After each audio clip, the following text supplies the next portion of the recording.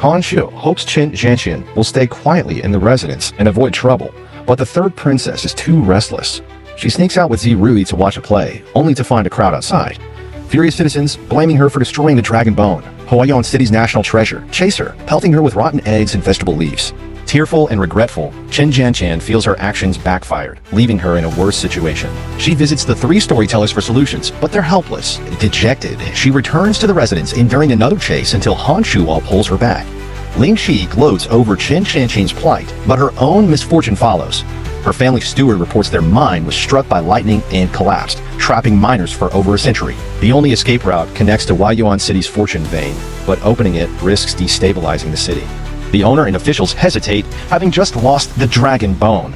Losing the fortune vein would shake Huayan City's foundation. Citizens, blaming Qin Zhanqian for the disasters, petition the owner to execute her to appease their anger. Unwilling to kill her beloved daughter, the owner is swayed by Yang Shehu, who suggests stalling until the mine collapses fully, then claiming rescue efforts were too late, sacrificing the trapped miners. Chen Chuchu, after reporting to the owner, stations troops around the princess's residence, ostensibly to arrest Qin Zhanqian but actually to protect her from further chaos. Han Shuo, aiming to resolve the crisis, studies maps and concludes the fortune vein must be blasted. Qin Zhanqian hesitates but seeks Chen Chuchu, urging her to destroy the vein to save the miners and win public favor. Chen Chuchu, knowing the owner's bias and lacking Qin Zhanqian's favor, refuses, prioritizing the owner's approval over public support, and forbids Qin Zhanqian from leaving. Pei Heng helps Qin Zhanqian sneak out. When Chen Chuchu learns of her escape, she reports it to the owner. Pei Heng tries to dissuade Qin Zhanqian from going to the mine and blasting the fortune vein, arguing the trapped male miners' lives are lowly, but she insists all lives are equal and resolves to proceed. The owner, furious that Chen Chuchu failed to stop Qin Zhanqian, learns she's gone to the mine. The explosives needed were used by Qin Zhanqian for fireworks. Han Shuo waits for her to ask for his help, but she doesn't think of him. He steps in, revealing he's prepared the explosives. They argue over who will ignite them, but Bai Ji lights the fuse, blasting the fortune vein. The explosion frees the miners. Officials and nobles like Lin Qi demand Qin Zhanqian's execution, but the grateful miners plead for her mercy.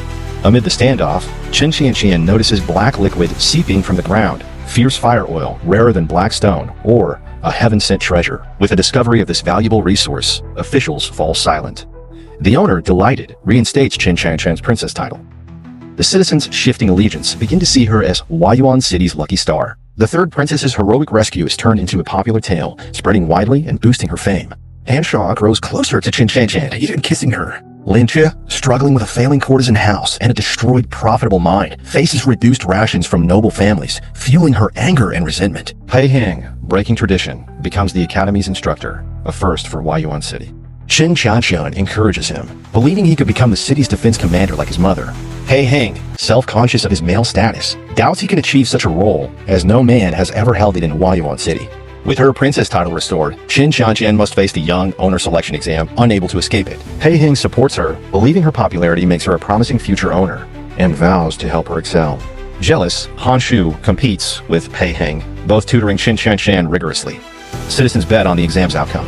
Despite Qin Zhanqian's fame, they favor the more accomplished Chen Chuchu. No one bets on Qin Zhanqian, not even herself, as she wagers all her wealth on Chen Chuchu, determined to avoid becoming young owner. Qin Zhanqian visits Chen Chuchu's residence, gifting her renowned scholar's notes and encouraging her to strive for first place.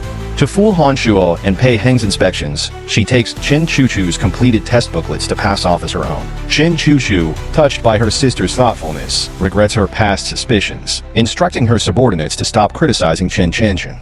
To push Qin Zhanqian's studies, Han Shuo has the entire household quiz her constantly, even during meals, frustrating her to the point of refusing food. The eldest princess, hearing of Qin Zhanqian's situation, considers a perfunctory visit, but makes excuses to avoid it. Ultimately, the eldest princess visits and overhears Qin Zhanqian arguing with Han Shuo, expressing her despair and refusal to compete. Moved by shared feelings, the eldest princess leaves without entering. She submits a petition to withdraw from the selection. Su Mu, noticing her low spirits, informs Qin Kaitan, urging her to persuade the eldest princess not to give up. Regretting her reckless words, Qin Zhanqian encourages the eldest princess to stay in the exam and compiles treatments for her leg condition.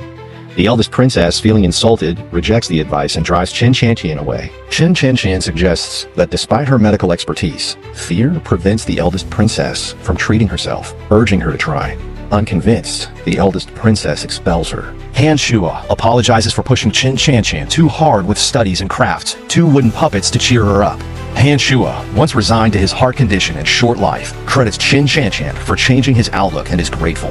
Lin Shi, having bribed exam officials, arranges a match against Qin Shanshan. Han Shua privately informs Qin Shanshan and offers a plan to help her. To inspire the eldest princess to pursue rehabilitation, Qin Shanshan visits her again, vowing to compete against Lin Shi and win the martial test, hoping to convince the eldest princess to agree to treatment. If you love the story, subscribe for the next episode.